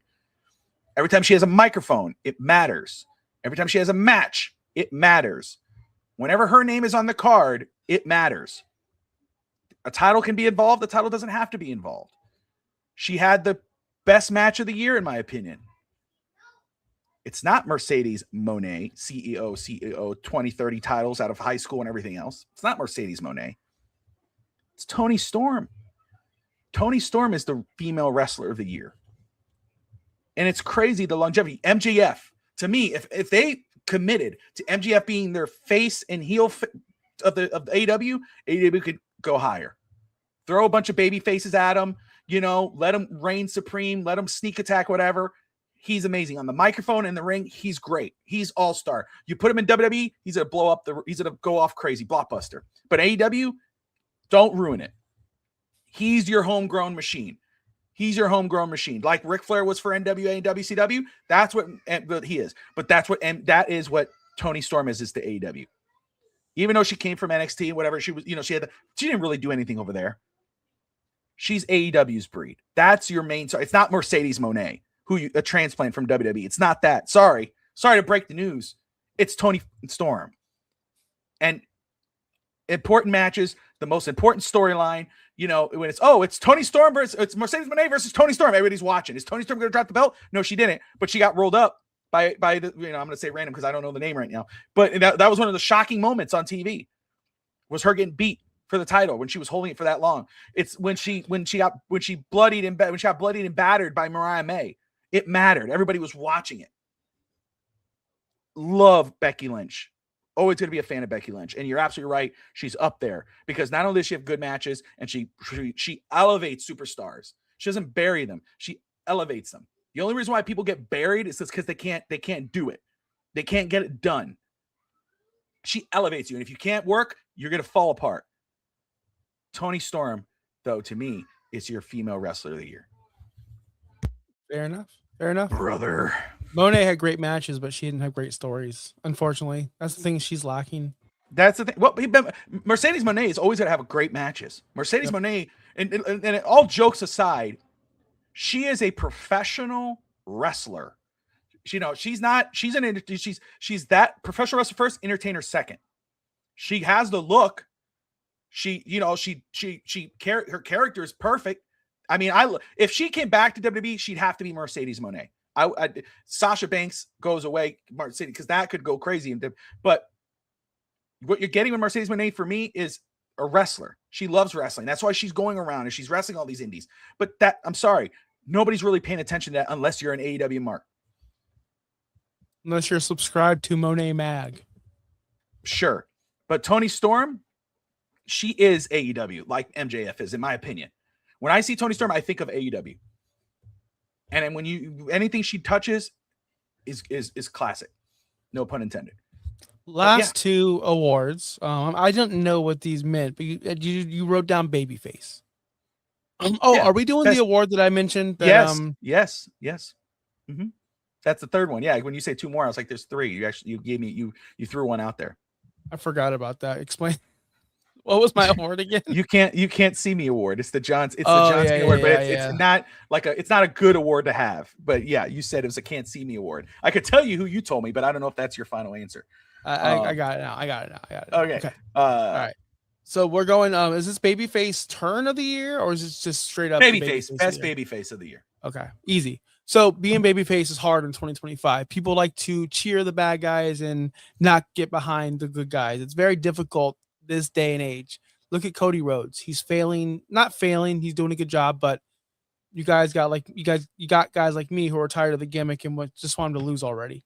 So again, it's hard to be a babyface in this day and age. Yeah. So this one's simple. 2025 is the year of John Cena. Nobody rooted for John Cena more in 2025 than ever in his career. We are all behind him. When he just turned heel, the week before, by the way, Cody Rhodes put John Cena through a table and forced him to sign the contract to fight him at SummerSlam. Then John Cena comes out. I'm tired of this. Screw it. cheer me. And that was it. And the fans were behind him, and there was no resentment. There was no, should we do this? Oh, there was no, we're sick of Cena. It was just organic, and it worked. And it was perfect. I was even cheering for John Cena. He's babyface of the year. Let's not be crazy. Let's not be crazy, Bobby. It's Cody Rhodes. It's Cody Rhodes, dude. And I get it. And again, it's what DSG had put in the comments earlier. John Cena is a different beast. He's one of those special ones, who can make you love him or hate him in an instant. What Hogan did back in the day. Hogan ran The Rock over with a truck and still was the baby face. Switch it like that. But no, Cody Rhodes is. I mean, he had that monster. He had those 2 monster runs with John Cena. What he did with Roman Reigns, the little run-ins he had The Rock, Kevin Owens. There's so many of those stories where, in spite of what anybody says, we go, I'm sick of this heel. Go heel. He's always the baby face, and you end up going like, oh, win. Makes it believable. I don't know how much H2O he drinks, but how he continues the waterworks every time for every promo when something touches his heart is crazy. But it's Cody. I'm going to keep it short, sweet, and to the point. Cody Rhodes. Really? Yeah. All right. Well, then we'll go straight into the heel of the year, because this one's easier. Is it? You go first. I'm curious because I want to know who your heel of the year is. Because to me, I was like 3 people. Oh, yeah, 3, huh? Yeah. Dude, it's Gunther, man. We talked about this. It's Gunther, brother. I mean, the promos, what he does in the ring, what he's doing right now. Now it's 2026, but what he's even doing right now after John Cena, after, he's old school. If old school, matter to people, matters to me. But obviously old school in the ring, but also old school heel. He savors the heat. When he beat John Cena and the crowd is booing him and hating him, did he go hide in a car and drive off and go through a back road? No, he walked to the car. He walked out of the arena with the crowds charging at him. And he goes, I made him tap. This is John Cena, the GOAT, quote unquote, the GOAT, the golden child, the dynasty, whatever you want to call him for WWE. He's everything. They just had this monster thing. Everybody's loving on him. Everybody, Cody Rhodes. Oh, flowers. Oh, here, we love you. What he's saying? He goes, I made John Cena tap like a bitch. What? And then you think about what he did as the Intercontinental. What do you think is the world champion? Retiring Goldberg and everything, but this right here, he is doing some of his best work when he's on the microphone, when he's talking. He's not the most, he doesn't like, you're like, oh, I have to listen to him. But when you do, you're like, damn, because everything he says is true, and then what he does in the ring matters. You could put him against John Cena, you put him against Goldberg, you put him against Pentagon, you could put him against Rey Mysterio, you put him against anybody, Chad Gable, whatever. He's have a great match. But it's what he does in the ring. It's what he does outside the ring. It's how he continues the story. It's not Drew McIntyre. It's not Braun Breaker or Seth Rollins. Not Brock Lesnar. It's Gunther. Gunther is the best heel. And some of his work is going to go down as some of the best heel work you've ever seen. This is old school professional wrestling. This isn't sports entertainment. When you look at Gunther, you're not watching sports entertainment. You're watching professional wrestling. If you put Gunther, if you transplanted him from here and put him on a time machine and threw him all the way to the NWA days with Dusty Rhodes and Ric Flair and those guys who are the real deal, he'd go over. That's the thing. He goes generationally. He's a generational superstar. That's why Triple H pushes him. That's why the machine is behind him.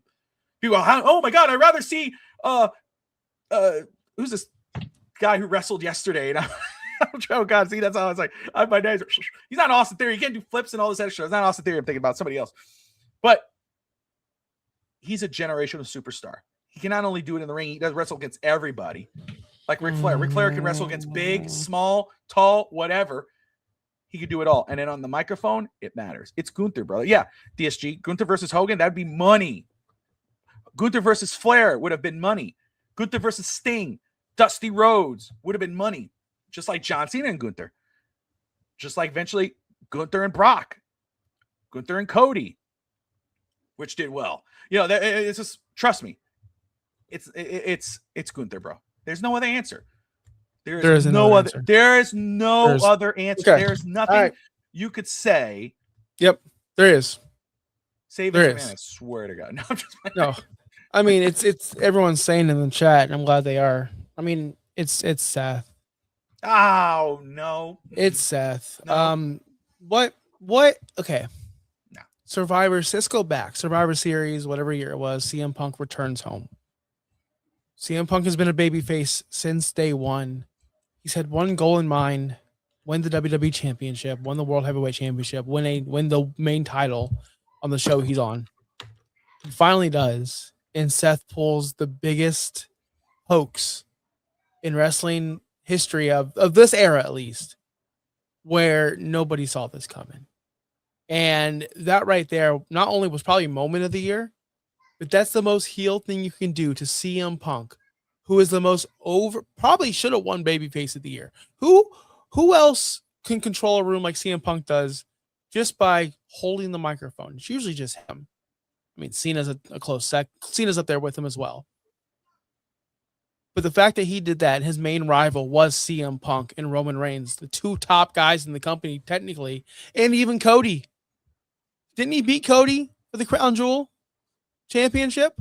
Didn't he beat Cody? Didn't he cash in Money in the Bank? Didn't he beat CM Punk for the World Heavyweight Championship? Didn't he form the greatest, well, in your mind, the greatest faction of the year, division? Got Braun Breaker on hand, got Paul Heyman's trust. Dude, Seth Rollins, it's plain and simple. If he didn't get hurt again, we'd be talking about him as male superstar of the year. Seth Rollins.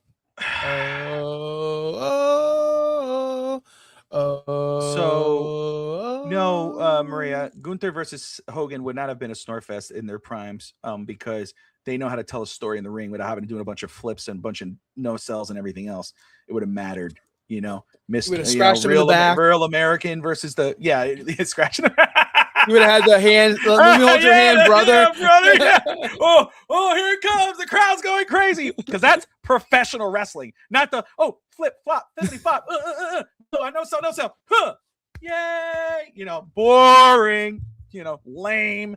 No. I'll tell you this. The reason why I think one of the good, like a heel turn, like John Cena's great, is the best heel turn. I think one of the best heel moves could go to Seth Rollins, to cashing in on the Money in the Bank when he's supposedly injured. That could have gone like, whoa. But I'll tell you why he's not the best heel. And for all the reasons you say, just too personal. Everything. It's Seth Rollins. It's always CM Punk. It's not being a heel. It's just he hates CM Punk. You're not being a heel. You hate CM Punk screwed him out. How many times is CM Punk a heel? No, right? And all but he's not. He's not. Maybe to Seth Rollins he is, but he's not. But CM Punk screwed him, so of course he's going to screw CM Punk. It's not a heel move. It's getting even. It's not a heel move. Cody Rhodes, that wasn't a heel move. That was beating Cody Rhodes. You know what he did with Roman Reigns. That's history. That's not heel vindictive, whatever. Maybe that's vindictive, but it's not a heel thing. It's I hate you, you hate me, you betrayed me, I betray you. I'm a good guy, now you're a bad guy. Vice versa. It's not heel. It's just the natural order of things.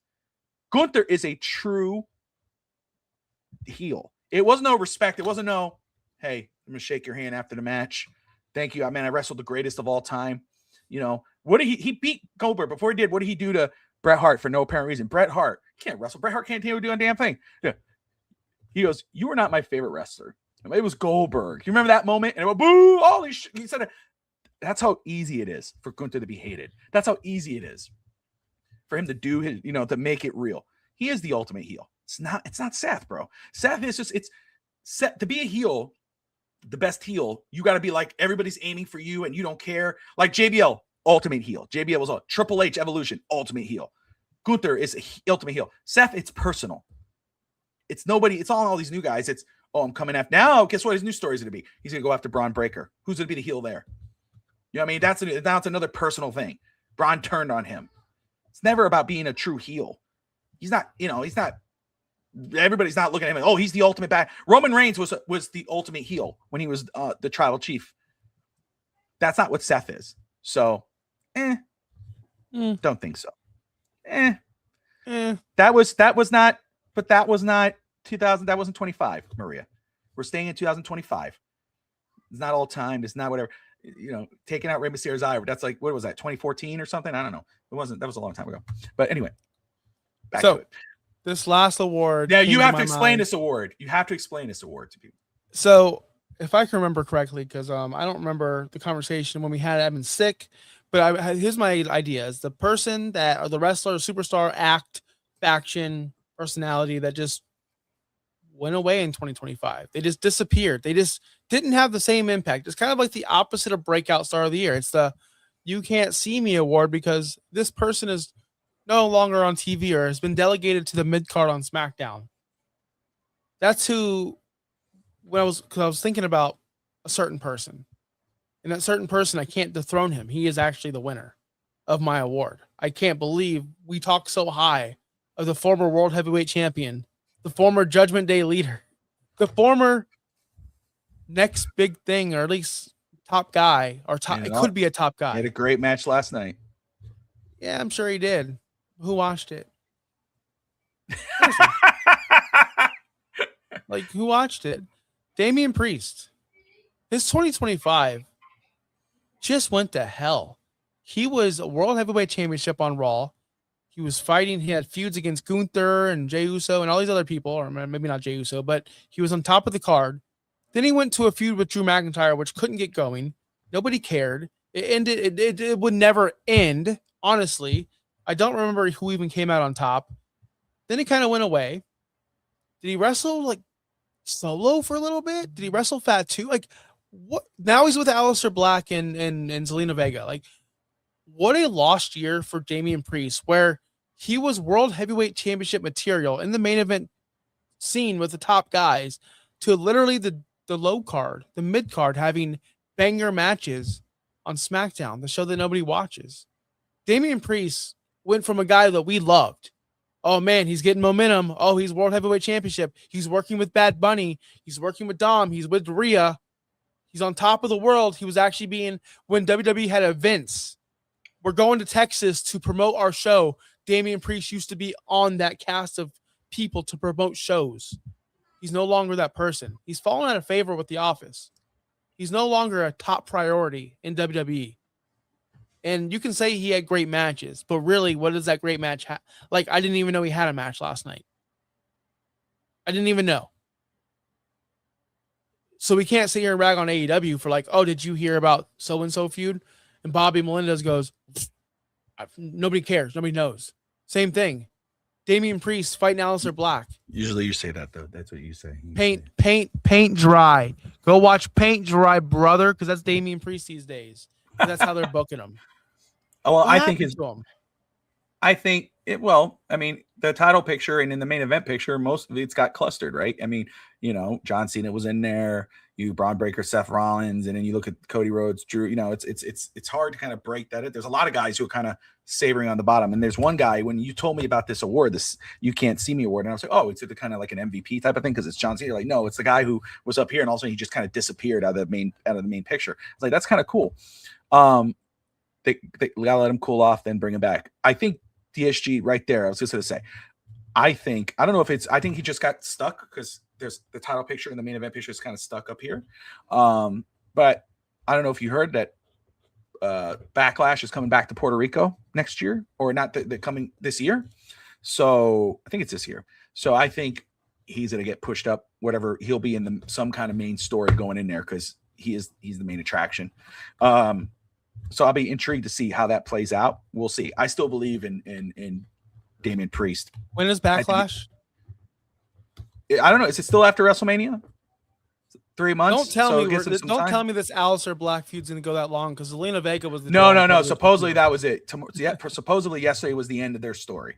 So, but it makes sense that you put them in these couple things, let them cool, give them 3 months, build it up, and then whether that's another Bad Bunny thing or whatever. But that thing was pretty cool. But let me just say this. Even before this superstar was injured, before that, he could have been the breakout. He was probably the breakout star last year. And I was like, oh my gosh, he should be in the world title picture. Even though people love to speed up everybody's story. Oh, I like to do that. Throw him in. Let's let him grow organic. Let him do it. He had a monster run. He was the monster. Unbeatable. Won the United States title. That fell flat. Then he started kind of falling backwards. Had a feud, lost the belt. Then became a backstage character, basically, mid-card dude. So I don't want people to say, "Oh, it's because he got hurt." It has nothing to do with that. Because before he got hurt, he was not really. He didn't matter like he did, and that's Jacob Fatu. I'm giving it to Jacob Fatu. To me, he lost his aura. I did, before when you heard his music, you saw him come out. Oh crap! It's Jacob Fatu. And I'm not saying that it's totally fell off the cliff. I'm not saying he can't do it again. Just like I don't think David Priest is falling off. They could still get it back. But he doesn't have, like, if he arrived tomorrow or next week on SmackDown, I don't know how I'd feel about it. But what are you going to do with him? Because even when he wasn't in the main event picture, he still mattered. He didn't matter before he got hurt. Then he got hurt and just totally fell off, obviously. So I'm going to say my You Can't See Me award is going to Jacob Fatu for 2025. In Fantasy Now Plus, we have a theme song, and it opens up with "Josh is always right," because Josh is usually always right. And I remember sitting in this chair telling you guys, Jacob Fatu wins this U.S. title. It's dead. It's done. And he won the U.S. title. And that's where he died, right then and there. He's a killer. Title shouldn't mean anything to him. And you know what? The biggest problem is he was feuding with Solo for so long that his babyface turn didn't mean jack spit, because nobody cares. They did it because nobody cares about Solo. Because nobody cares about Solo. They did it all wrong. It was all wrong. Nobody cares. Nobody cares about Solo. He needed to turn babyface against somebody that people wanted. He should never have been babyface. You should not even done it. I know it was wrong to make him a babyface. Exactly. Thank you. Why? Yeah, like you could have him turn on Solo yet still be a heel. He's a monster. He's on chain now. You didn't need it. And the thing is, if you really want to build up Jacob Fatu, then build up Solo. Make him look like he's the big dog. And then, because it would have meant more if Jacob Fatu was the enforcer for Roman Reigns and when Roman was on top. And then Jacob Fatu, I love you, Roman, to I hate you, Roman. And whoa! Then it would have mattered. You did it against a Solo who wasn't on top. You did it to a mid-carder. How's a mid-card supposed to rise to a main event beating a mid-card? It's like, and I love Solo Sikoa, and I think he could be a main event. I love Solo Sikoa. I'm a huge fan of Solo Sikoa. But how do you expect a mid-carder to, let's say, it's like pairing him up, and again, respect to this feature, to the Miz, pairing him up with Miz. Oh, they're having a bunch of mid-stuff matches, and all of a sudden he turns on the Miz. He's supposed to skyrocket to the main event? No. He's just going above the Miz in the mid-card. Yep. So that's why even before the injury, he fell off a cliff, and that sucks. But it is what it is. So my can't see is Jacob Fatu, and I'm glad you agree in a way, even though you put Damian Priest, that I don't feel like I'm out of touch, because you're like, you remember I told you, and you hit my points home. So there you go. Yeah, there we go. But hey, that's the show. That's the awards. That's wrapped up. 2025 is a wrap. We have new stories going into 2026. We have MJF now as the AEW championship, or the champion. He's probably going to defend that title against Swerve in a singles match, and Hangman in a singles match, and Joe in a singles match. It's going to be a good run. Hopefully AEW gets some momentum. You have, I guess that's about it over there. Then you have on the WWE side, we have things heating up with CM Punk, Seth Rollins. When does he come back? Liv is back now. So we have good things going into 2026. We have a good Royal Rumble coming up. Can't wait. Maybe a debut of Chris Jericho. Maybe a debut of someone we don't even know. Joe Hendry. Maybe he makes the main roster. Bobby, let me ask you this. Heading into 2026, I know you're about to cut in. What's the most anticipated thing you want to see on the main roster or from any promotion in wrestling? I can give you mine. I already thought about it. Yeah, tell me yours. So that way. For example, I want to see something, like when you're in the younger stages and you're not married and you're kind of like on the prowl, but you have like a best friend and she's a girl and you guys are like, the tension's there, but you guys don't ever do anything because you're afraid to, if I say something to her, it might ruin my friendship, and she's probably thinking the same thing. Cody Rhodes and Randy Orton. Just fuck already. Just do it. Just get it over with. Like, I need to see this. That's what we're all waiting for. That's what I need in 2026. Okay. That's what I want. Okay. I think that's a good. Okay. I like that one. I do like that one. Yeah, I'm sick of that whole tease. I'm sick of the tease.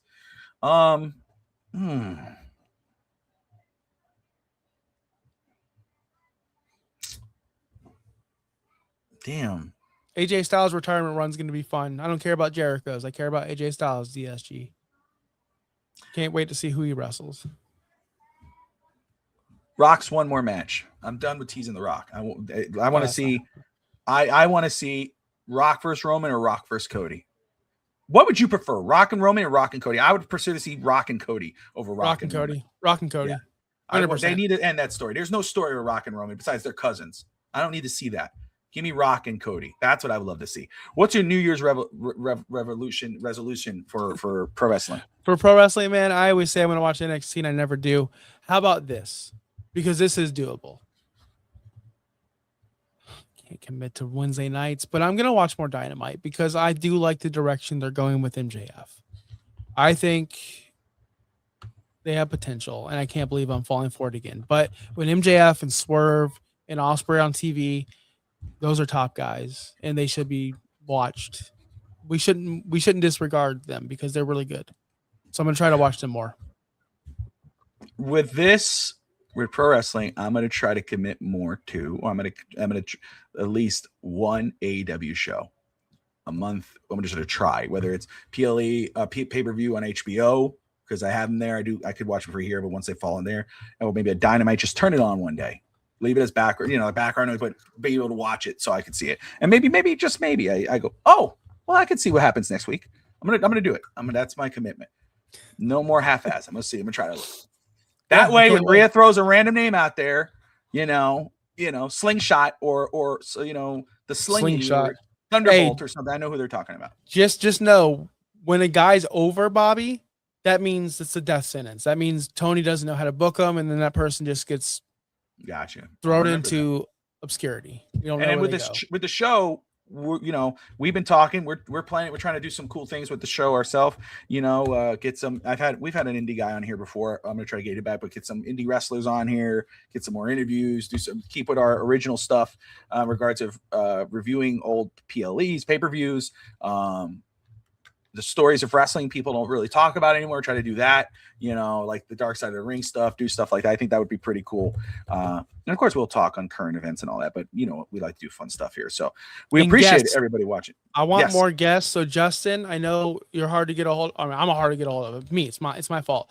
Would like to get Justin on. Would like to get more of Adrian from the Rainier podcast. Maybe reach out to people that we don't associate with, and maybe we can just meet people in the wrestling world. That'd be fun. Absolutely. 100%, man. That's what we want to try to do this year. But DSG, Maria, Justin, everyone, appreciate you all hopping in. Have you seen the Heat WWE Volta? Yeah, I have. And Netflix is I think Royal Rumbles and all the WrestleManias. I think now they're starting to kind of take it away from Peacock. So cool. Be fun. So we'll get to watch some old stuff, and maybe we can review old stuff too. But anyway, guys, appreciate you all joining us. Like and subscribe. I will be back on live tomorrow, 2 p.m. Eastern for the FinTalk pregame show, previewing the Dolphins and Patriots. Last game of the season for Miami. We'll discuss Troy Aikman being hired as a consultant for the GM search, the 50-50 reports on Mike McDaniel possibly coming back, maybe not coming back. And, of course, then we'll be alive immediately after the game for the post-game show. We got a lot of people joining us. And then Monday night, it's officially draft season.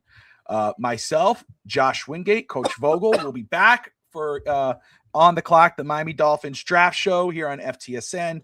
We'll be talking about the top 3 quarterbacks. We talk about, of course, Dolphin news. Maybe, I was going to say hopefully, but, you never wish for someone to get fired. But hopefully we're talking about a coaching change and, just what's next for the Miami Dolphins. So make sure if you're new to the channel and you are a Dolphins fan or just NFL fan, you love the draft or whatever, hit that subscribe button. If you love fantasy sports, hit that subscribe button. We've got great content with Fantasy Now Plus. The guys kill it every day. Every day. When I'm live, they're live. When I'm not live, they're live. There's a whole cool crew. So if you love fantasy football, it doesn't end with the season. There's Dynasty Football, Dynasty Sports. So make sure you subscribe to the guys there and subscribe to FTSN.